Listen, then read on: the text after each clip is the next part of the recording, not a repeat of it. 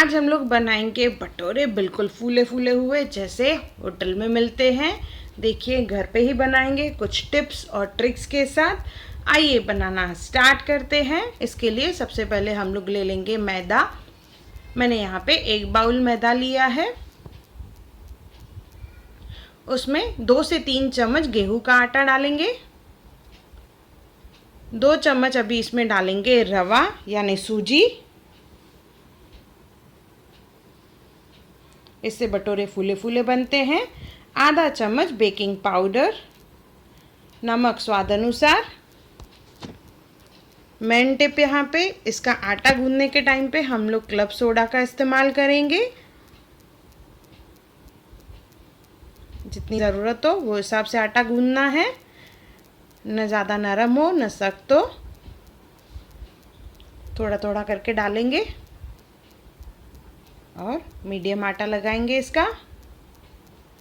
देखिए आटा गूंद लिया है। अभी इसे और मसलेंगे और स्मूथ करेंगे। आटे को स्मूथ करने के लिए देखिए इस तरह से हम लोग आटे को बाउल में पटकेंगे। उससे ये सॉफ्ट और स्पंजी हो जाएगा आटा, जिससे बहुत फूले फूले भटूरे बनते हैं। 5 मिनट ऐसे करना है। 5 मिनट के बाद इसे हम लोग 15 मिनट ढक के रखेंगे। 15 मिनट हो चुके हैं। इसे 1-2 मिनट और मसलना है। 15 मिनट रेस्ट के बाद, ज़्यादा नहीं 1 या 2 मिनट ही।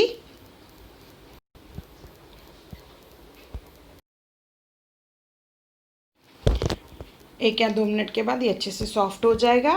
तो इसका हम लोग एक पोर्शन ले लेंगे। देखिए इस तरह से एक पोर्शन लेना है। छोटा बड़ा आप अपने हिसाब से कर सकते हैं। सूखा मैदा लगा के हम लोग इसे बेलेंगे। ज़्यादा पतला नहीं करना है इसे।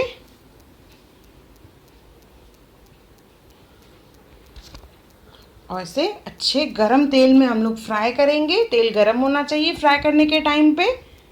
ठंडे तेल में ये फूलते नहीं हैं। देखिए डालने के बाद इस तरह से साइड से हम लोग तेल डालते जाएंगे। ये बहुत अच्छे से फूलते हैं।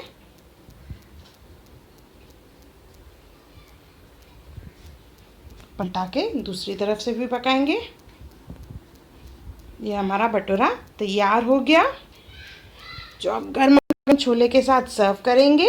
बहुत फूले फूले बनते हैं, जो रखने के बाद पिचकते भी नहीं हैं। कुछ टिप्स और ट्रिक्स के साथ। छोले की मैंने रेसिपी का लिंक जो है डिस्क्रिप्शन बॉक्स में दिया है और ऊपर आई बटन पे भी है। बहुत ही डिलीशियस है। एक बार ज़रूर बनाएं और मुझे कमेंट सेक्शन में ज़रूर बताएं कि आपको मेरा वीडियो कैसा लगा। और मेरा वीडियो देखने के लिए थैंक यू। मेरे चैनल हुनर मुस्कान का पे अगर आपको मेरे वीडियोस पसंद आते हैं तो उन्हें लाइक करें, शेयर करें और सब्सक्राइब करें। और मेरी नई आने वाली वीडियोस को देखने के लिए बेल आइकॉन ज़रूर क्लिक करें।